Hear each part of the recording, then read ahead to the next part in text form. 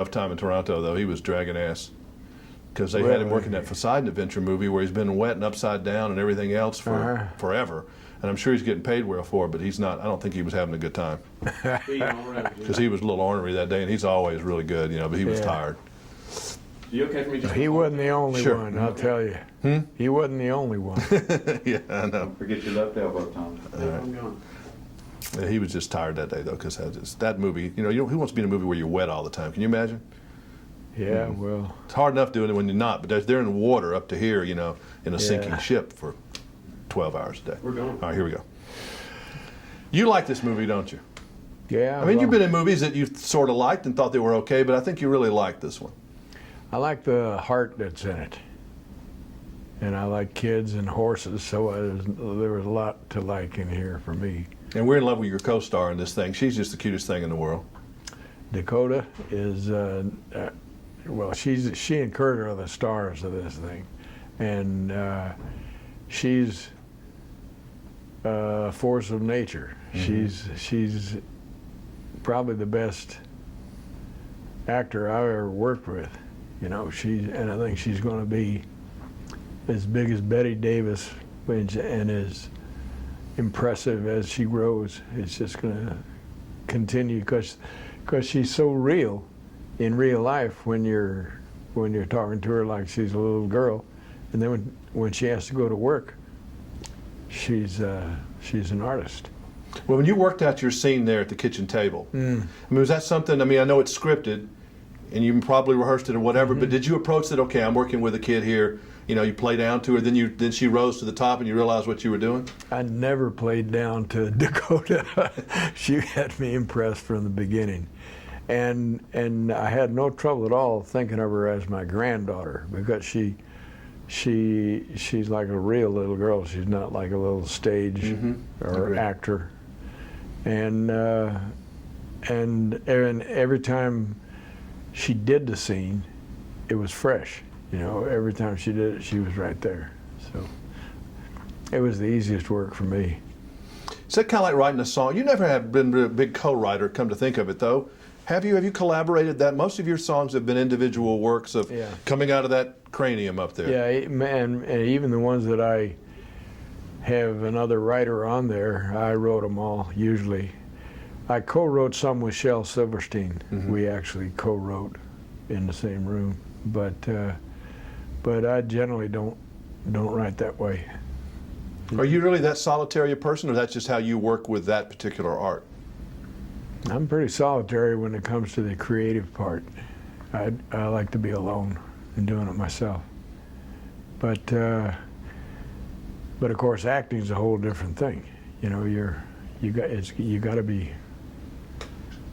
a team. And this film was particularly rich in that. All the principals were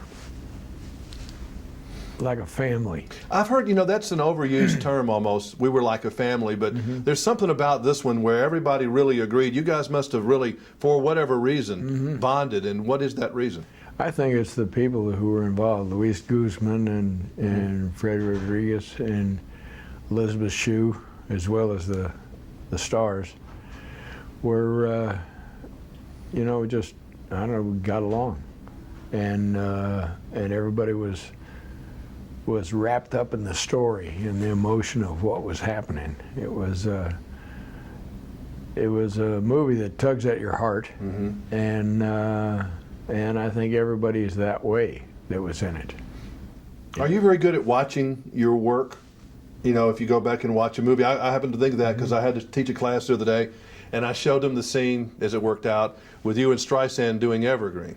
Both that scene when she pulls you forward. I mean, can you go back and watch any of those things even for a moment and get anything out of it, or you just go like that? I'm not embarrassed about it. Although there are some things that I've done better than others, but I can watch it pretty objectively. I think I can, and in that particular scene, I thought that worked because we both seemed very natural. It really did. Yeah. Do you ever have flashbacks when you come back to town? I mean, when you get off the plane, you think of anything particular, or Look In over here on Nashville? Music Row. Yeah, I mean, because there's a lot of weird memories Yeah. for you here Yeah. in the general area, or you know, toward Hendersonville or anything else. What do you? Mostly toward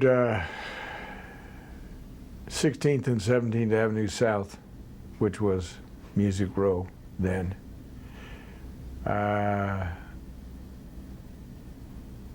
The Opry, backstage of the Opry. Every week I was down there because the old policeman who watched the door knew me and let me in there. And across the alley to Tootsie's, those places bring back all kinds of memories, just flood me with them. And I don't know if Lion Boss is still there, but that was another place that we'd end up every night. It was right next to Ernest Tubbs Records shop.